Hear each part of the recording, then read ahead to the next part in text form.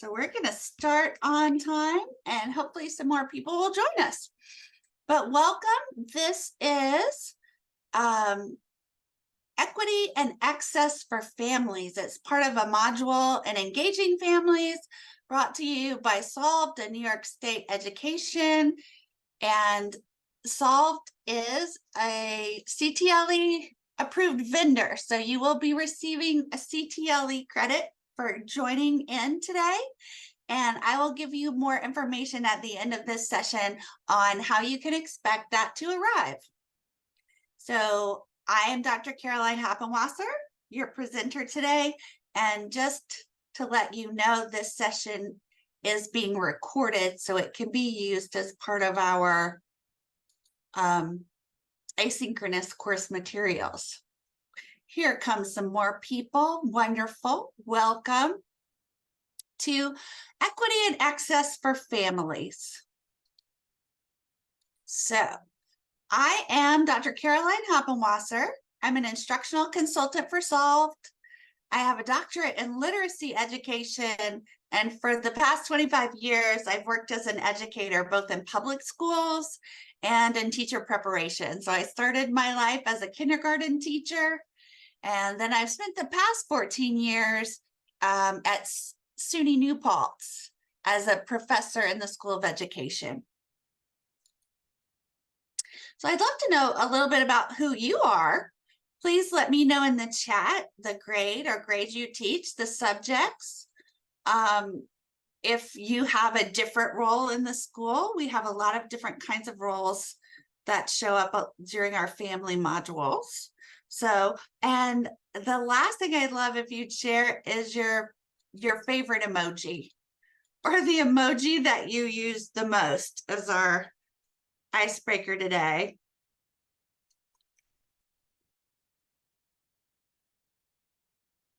Oh, I gotta keep letting people in. So in the chat, please let me know who you are, what you do, and your favorite emoji. Here's my favorite emoji. I use it everywhere all the time. The rainbow.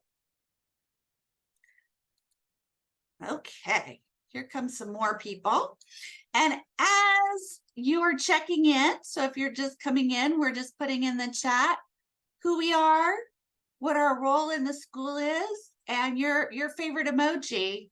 Like Madeline Martinez's favorite emoji is the thumbs up. Thank you for sharing that. Please take a moment to read our norms, our meeting norms, to help ensure that we have a respectful conversation and that all voices can be heard today. My biggest, the one that I have my eye on is we will start and end on time. You will be out of here at 3:30.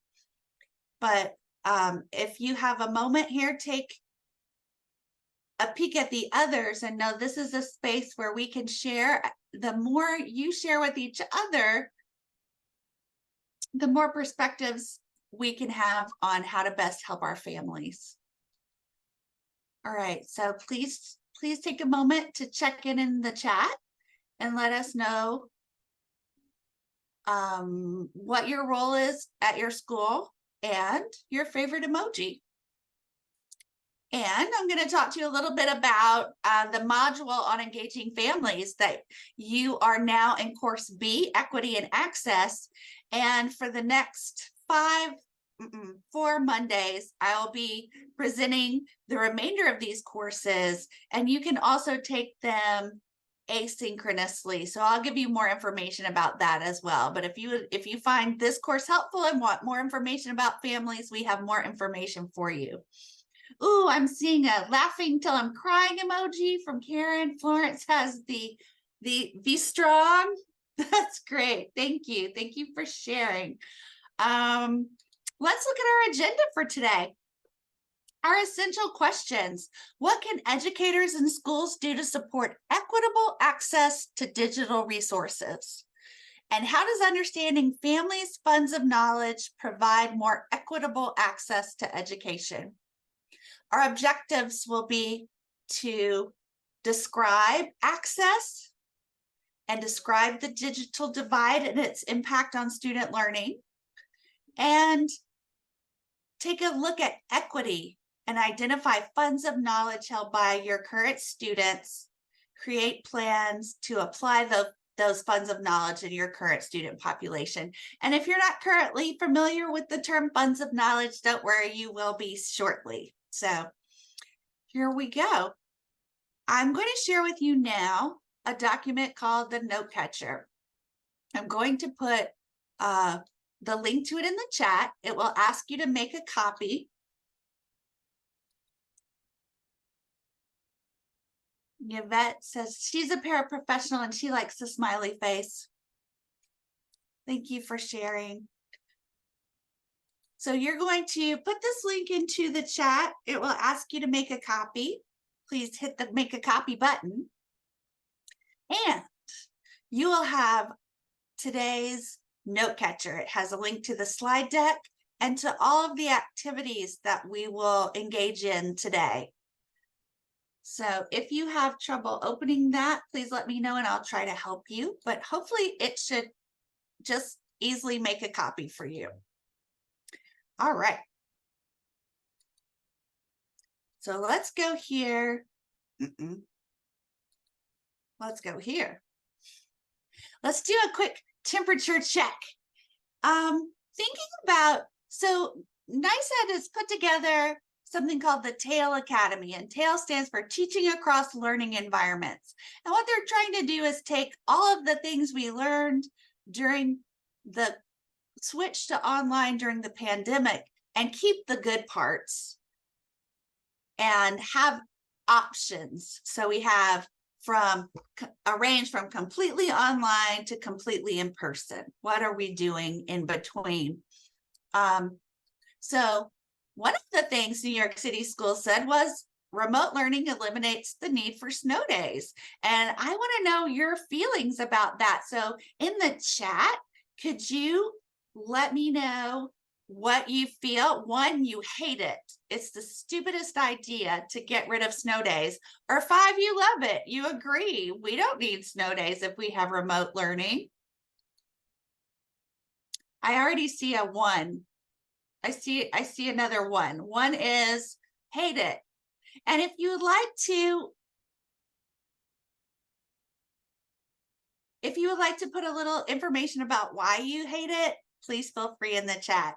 But we're going to break down together whether this statement that we have remote learning, so we don't need snow days, whether it's equitable and whether it's needed. So I love, Kenya says, kids want to have fun in the snow. Kids should still be able to have fun in the snow. Yeah, absolutely. And not only that, but we have not created necessarily an equitable situation for kids with regards to remote learning. So let's look into that. All right, we're going to talk about 2 terms today. One is accessibility. So it's ensuring that all students have access to the same educational experiences, services, and information by removing the barriers that prevent certain individuals from accessing educational tools and resources in the same ways as their peers. So it's access to the same educational experiences, service, and information. And to do it, we have to identify and remove barriers that prevent individuals from accessing tools in the same way as their peers. I see a lot of hate for taking away snow days in the chat. I feel like there's a lot of agreement on that. Oh, perfect. So equity is a little bit different than accessibility. While equality means each individual or group of people is given the same resources or opportunities, equity recognizes that each person has different circumstances and allocates the exact resources and opportunities needed to reach an equal outcome. So here's what I'd like you to do for activity 1, which I'm going to put the note catcher in the chat again for anyone who's come in after I put it in the first time. And you can open this note catcher And it will have the definitions I just shared of accessibility and equity. So your first activity today is read and annotate the definitions, note similarities, note differences, and any connections or questions. So I'm going to set a timer for 3 minutes for you to do that activity, and then we'll talk about and share your thoughts about the similarities and differences in the chat.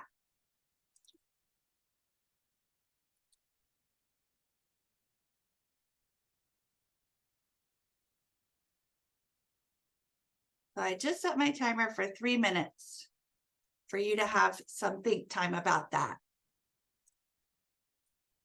If you've just joined us, I've put a link to a note catcher in the chat, and we are currently working on activity 1, where we're thinking about similarities and differences in accessibility and equity.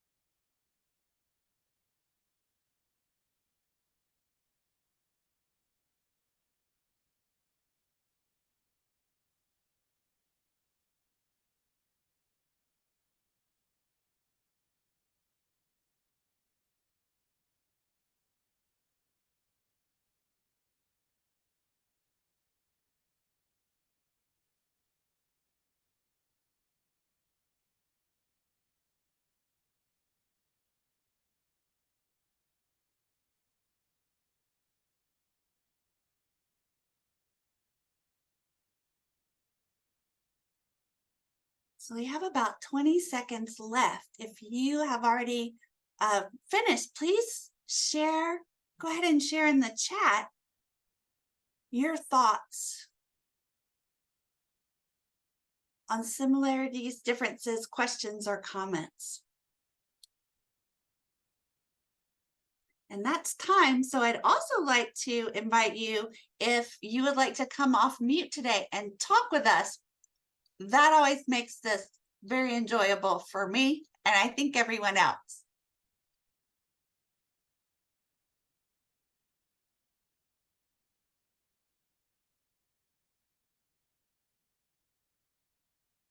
So we're either sharing in the chat, or I'm inviting you to come off mute if you would like to share with us.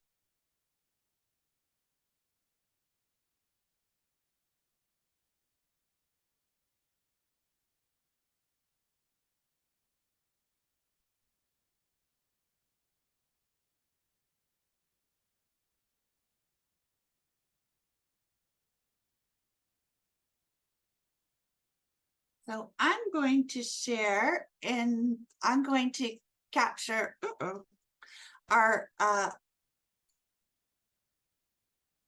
ideas from this in this table. Something that's frequently shared with in this activity is that The difference between equity and accessibility is equity means some people may receive a larger proportional benefit because we're trying to get everyone to have not just the same technology, but be able to use it in ways that are beneficial. So an example of that is if your school has said everyone gets a Chromebook, and everybody does, but when they get home, some people have Wi-Fi and some people do not have Wi-Fi.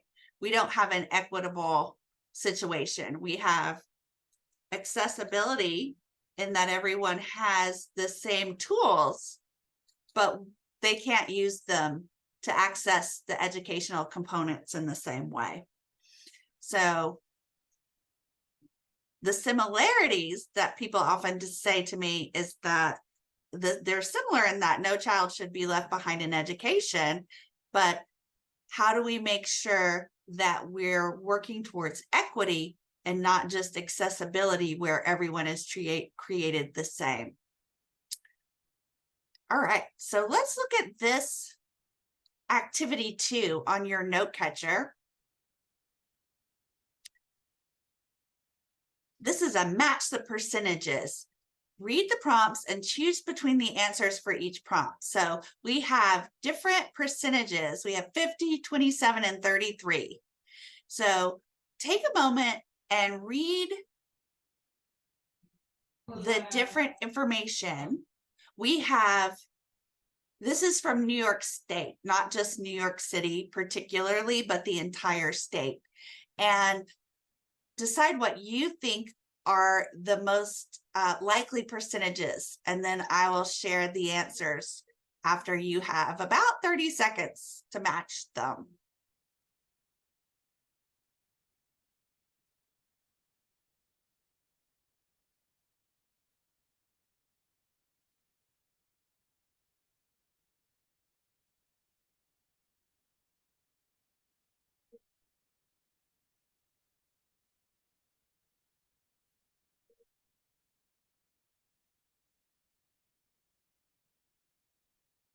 Okay, are you ready for the answers? Let's look. Here's the digital divide by the numbers, which is why giving everyone a Chromebook doesn't get everyone the same benefit, and why we are looking to move towards equity instead of just accessibility. So what do you think is, put in the chat what number you put for the percent of New York households that do not subscribe to broadband services at home. What number did you put in your note catcher? Kenya says 65. Other guesses? Thank you for sharing, Kenya. Actually, it's 27% do not subscribe to broadband services at home. What percent of African American and Latino households do not have wireline broadband at home? And similar numbers do not have a desktop PC. Any guesses there? Florence says 56. That's 33. And then the last is 50% of New York's lowest income residents. Those with annual incomes of 25,000 or less lack a computer of any kind. So if we are looking at the numbers, we have to be trying to figure out how to make these pieces more equitable for everyone so that they are able to engage in all learning environments, whether they're online or in person. So we're going to talk a little bit about the digital divide, resources you can share, and then we're going to spend the rest of our time together looking at funds of knowledge and how that leads to equitable education. So here are some resources New York State has put together for me to share with you. Ultimately, bridging the digital divide is about engaging with families in a respectful, responsive, and equitable way. Starting small is the way forward, creating meaningful and lasting connections with our students and families. So I'm going to share 3 resources with you, and the links to these resources are in the note catcher. And the first one is called Everyone On, and it helps connect low-income families with affordable internet plans and devices in their area. The second is Devices for Students, and this organization purchases laptops and data hotspots. It configures and distributes them to students in need for their online learning.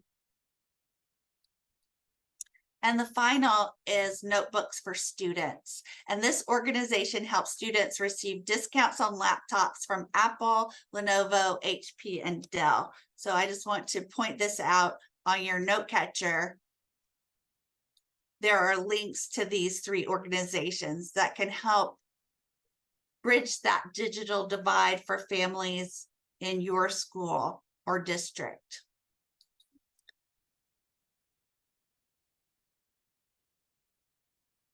Now,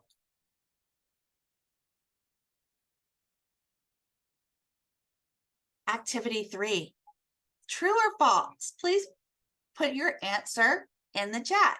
Students can have access to the same digital tools and still not be receiving equitable education. True or false?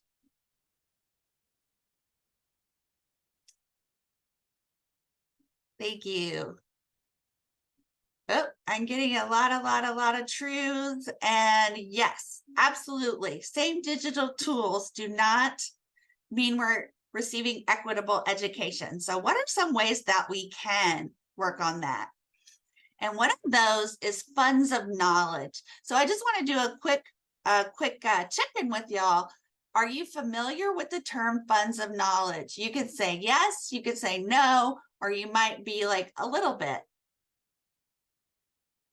Getting some no's. Thank you for checking in with me. Okay, well, I think you're going to love it because I love it. Funds of knowledge are collections of knowledge based in cultural practices that are a part of students and families' inner culture, their work experience, or their daily routine and roles. And all of us have funds of knowledge, and we're going to look at more what they entail and how they can help us meet families where they are and have a deep understanding of what would make learning more equitable for their children. So they include students, because students bring with them funds of knowledge from their homes and communities that can be applied towards concept and skill development. They include teachers, because teachers should focus on helping students find meaning in activities rather than learning rules and facts. And they include families, because families have abundant knowledge about the programs they can learn and incorporate into their family engagement efforts. So the more we understand families' funds of knowledge, the more we can bring the students and the family in as learning partners. Classroom practices sometimes underestimate or constrain what children are able to display intellectually, because the classroom and the school's funds of knowledge do not understand or incorporate the family or students' funds of knowledge. So drawing on the experiences that students have accumulated in their households with siblings, peers, friends, communities, and parents are not only valuable to students' lives, but can assist teachers in understanding the ways in which these experiences can be practically and meaningfully connected to classroom curriculum. So what does that mean? That sounds great, but let's get into it more deeply. So why tap into funds of knowledge? Funds of knowledge are essential to your life. They're hard to detach yourself from them. So if I say to you, you have to go into an environment that does not tap into them or respect them or even acknowledge your funds of knowledge, you're not able to bring your whole self into that environment. So they carry out not just cultural, but also linguistic aspects. They're windows into our students' lives. Some are seen and some are unseen, like the iceberg cultural model. So let's look at this. Some are seen and some are unseen. Here's our picture of an iceberg.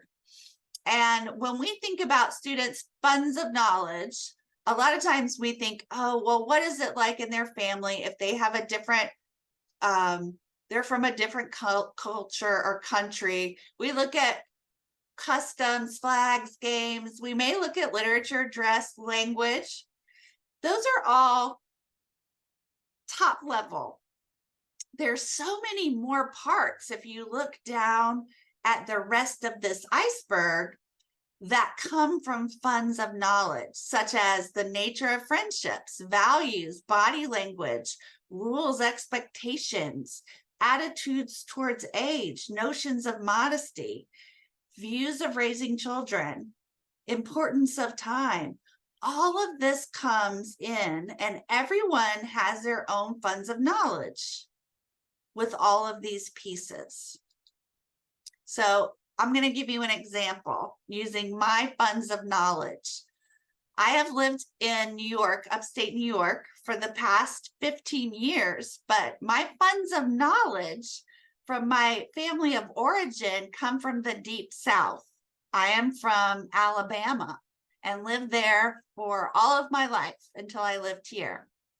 So when I look down at the deep levels of this iceberg and think about my family, one of the things that comes up is etiquette. My family and community are very formal. Titles are used out of respect. So when I was working at SUNY New Paltz, I called the dean, Dean Rosenberg. I always called him by his title and his last name. And he laughed at me and said, Caroline, you can just call me Mike. And I said, no, sir, I cannot just call you Mike. My mama would come up here. She would know. So knowing that is important because that's how we bring in people and help them feel comfortable. If I am working with a very formal funds of knowledge in a group and I am calling people by their first names, I immediately come across as very disrespectful. The views of raising children in my family's funds of knowledge is you don't question adults. Our music, being in the deep South, was very country and blues. Attitudes towards age, elders are important centers of knowledge. And when I picked another one, importance of time, the time where in my funds of knowledge for my family is much slower. Time moves slower where I'm from than it does in New York. And it's important to take time to exchange pleasantries before starting meeting and such. So there's also a slower speech rate. I speed up when I talk here, and when I go home and talk with my family, a whole lot changes about my linguistic expression. So take a look at this iceberg and think about yourself right now and your family, your culture, your funds of knowledge. And if you feel comfortable, please share in the chat some of these deeper levels that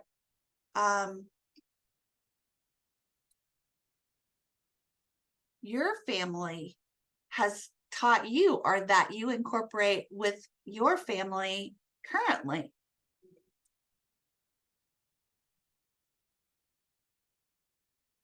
You're also welcome to come off mute and chat.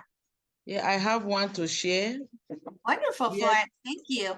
Yeah, when you say gender rules, coming from Africa background, we have rules for male and for female.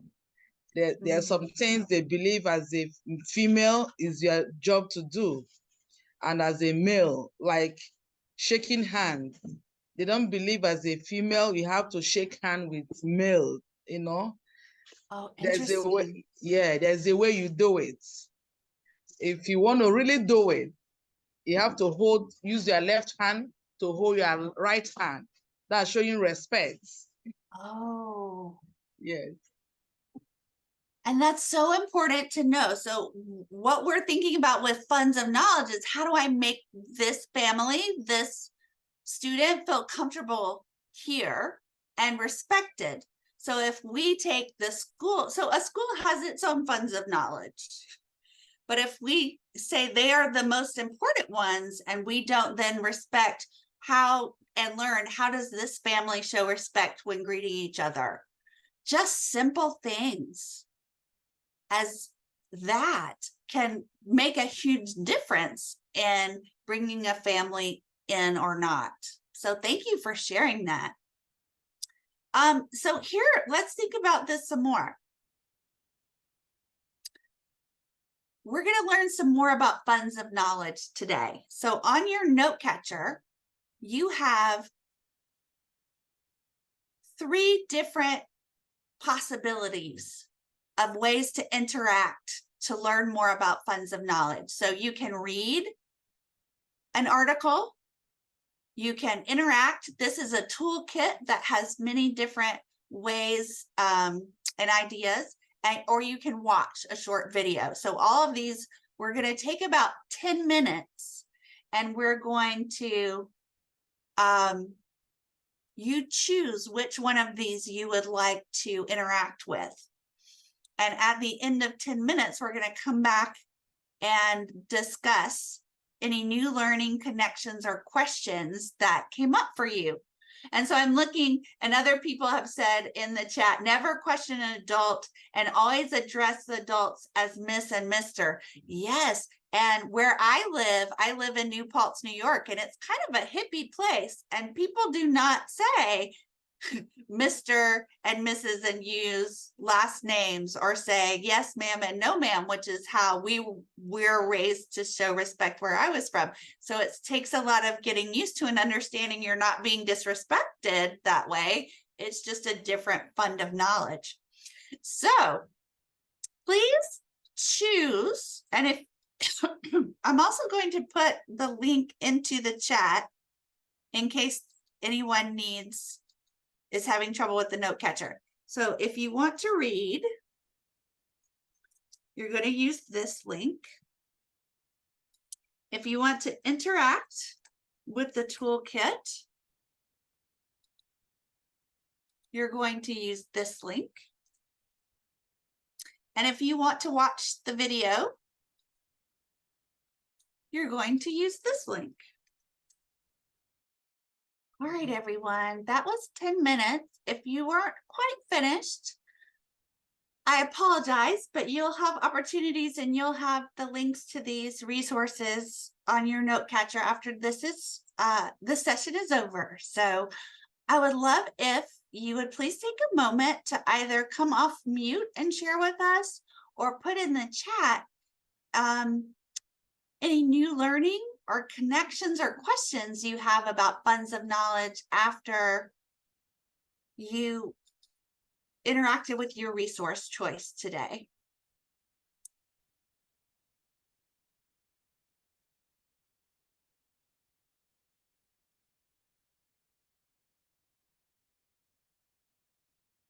I've lost the chat. There it is. Let's see.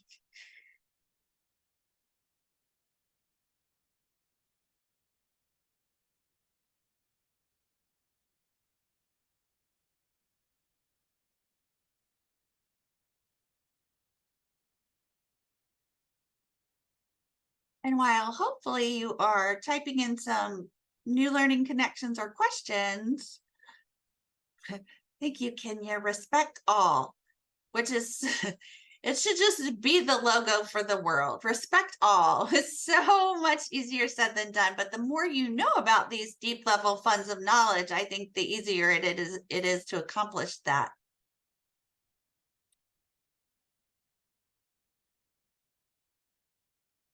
Anyone else care to come off mute and share with us? All right, then I'm going to share. If you are out there typing, wonderful. Our last activity, which is bringing this new information together with our current circumstances.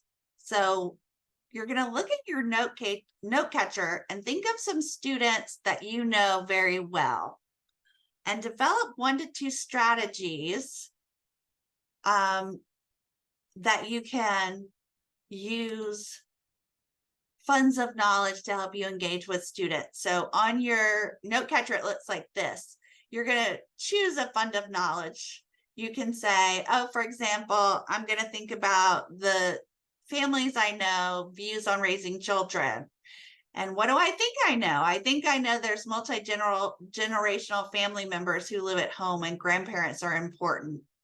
So how can I find more out about that and bring that more into our classroom? So it might be, if they're younger students, have them draw a picture or create a digital portrait of family members in their home and tell you about them. Or an interview, who lives in your home and what are their responsibilities at home?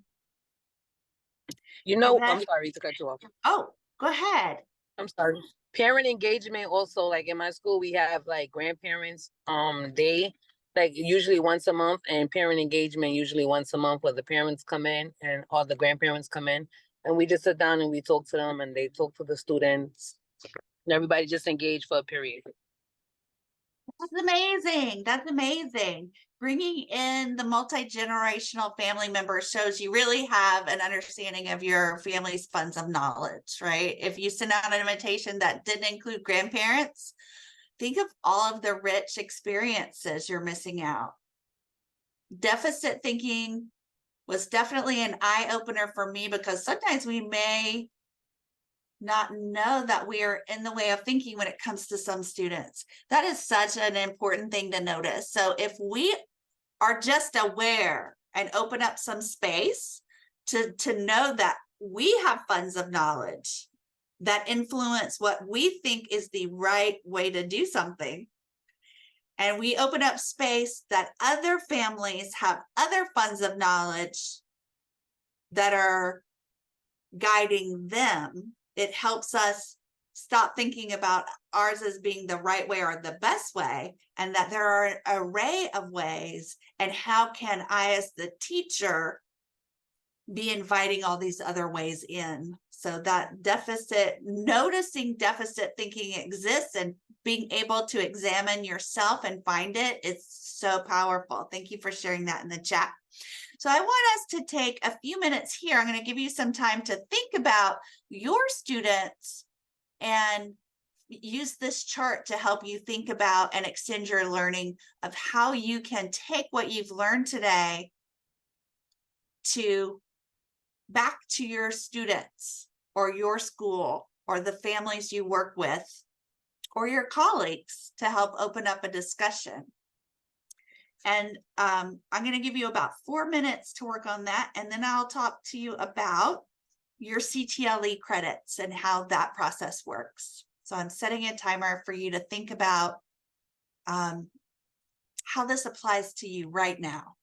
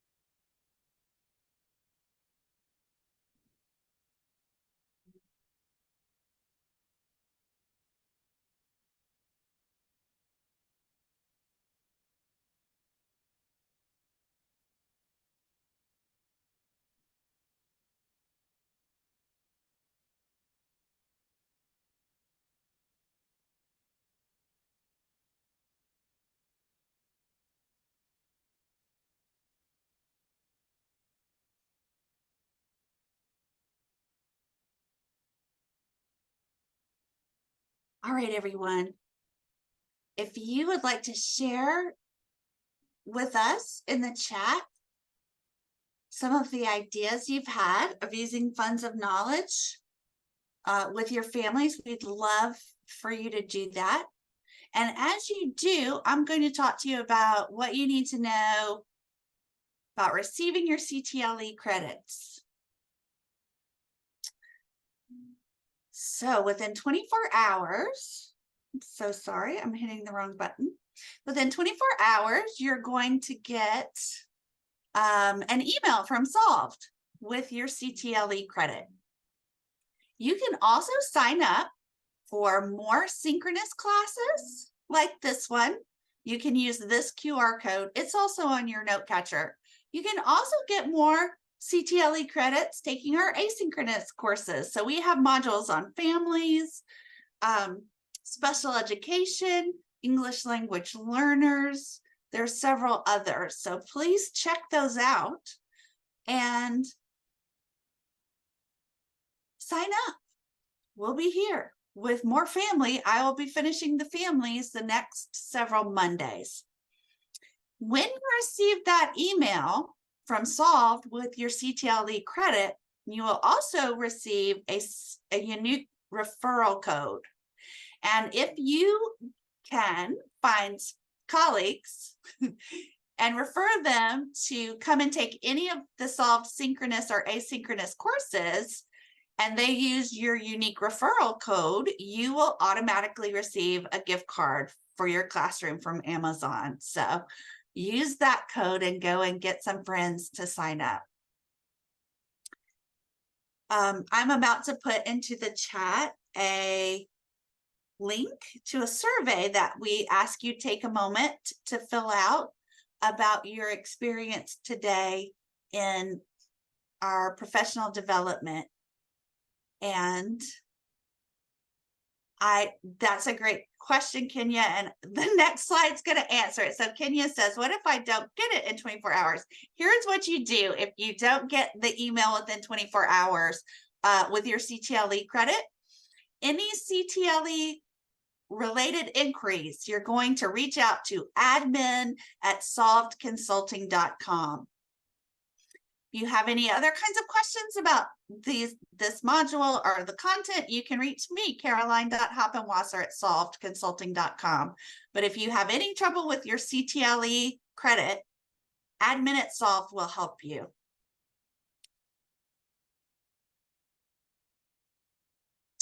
Karen, thank you for sharing some ideas about your takeaways for today. So if you have opened your survey the last 4 minutes of our time together, because we will be done at 3:30, please take a moment to fill that out. If you have any questions or comments, please feel free to unmute and talk to me now or put them in the chat. And if you have opened your survey, then we are done for today. That's our final task, is the survey. So please feel free to go after you've opened your survey, and have a wonderful holiday week. I hope that however you celebrate Thanksgiving, or if you do not, you still have a restful week. And hopefully we will see you again here at another Solved Professional Development.